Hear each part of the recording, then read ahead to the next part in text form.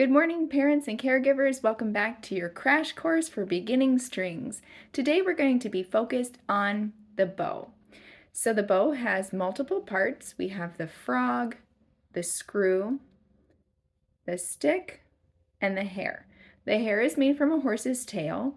We want to be careful not to touch the horse hair with our fingers. Oil and grease and grime, all sorts of gross stuff can transfer onto the horsehair, and then it actually makes the bow not able to produce a beautiful sound because it hits these slick, oily parts, and then the bow will just start slipping and sliding.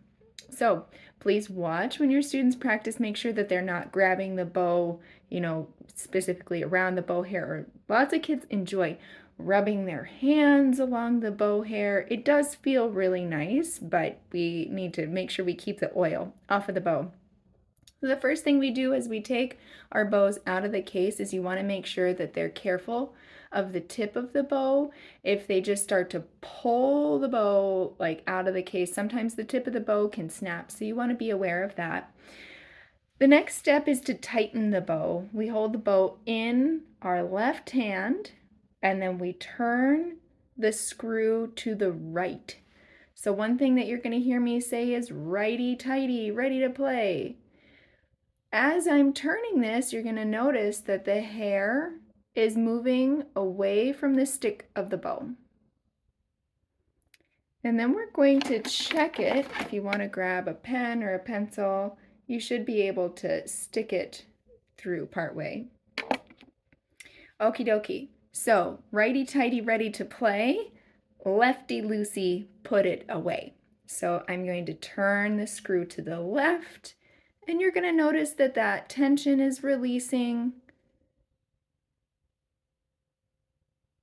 And now the bow is loose. You don't want to put the bow in the case with the hair being tight.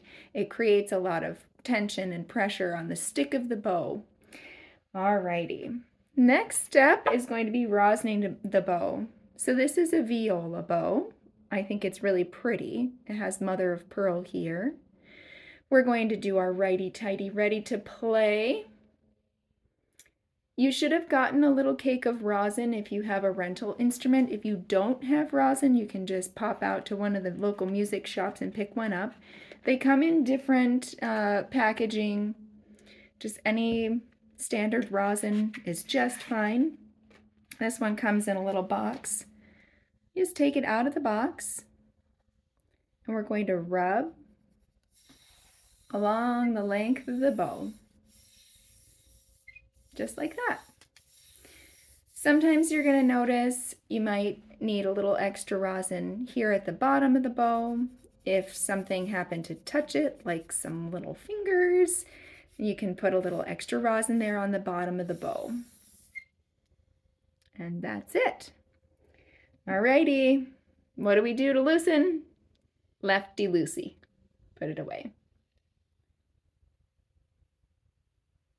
And there is your 3-minute and 35-second crash course in bow care.